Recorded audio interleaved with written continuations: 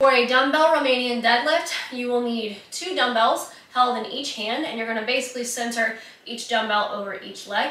You'll start with your feet off at about hips width wide, and we're going to be primarily targeting the hamstrings. You might feel this a little bit in the glutes and in the lower part of the back. So you're going to feel this kind of in your lower back, which is okay because you're using the muscles that are supporting the spine.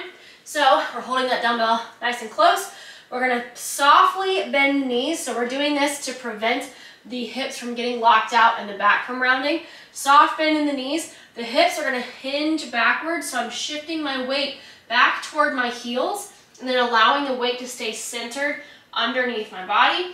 And how far down you go is going to be dependent on your own mobility. So if you're a little bit limited in hamstring mobility, you might only end up at about kneecap level at first. That may also be a good option if you've got any kind of lower back issues. I would always start off with a lesser range of motion first to make sure you can handle it, and then gradually increase as you get a little bit stronger and more confident. Okay, so once you get to as low as you can go by moving your hips, you can have a slight bend in the knees if you need it, but we're not trying to get the dumbbells all the way down to the floor. So usually just below the kneecap or maybe mid-shin level if you're really flexible, but you don't have to go all the way down to your ankles. Okay, so we're pressing the hips back and then bringing them forward, and you want to have the feeling of the chest being elevated throughout the exercise. And hips press back, hips press forward. Remember, we're not squatting.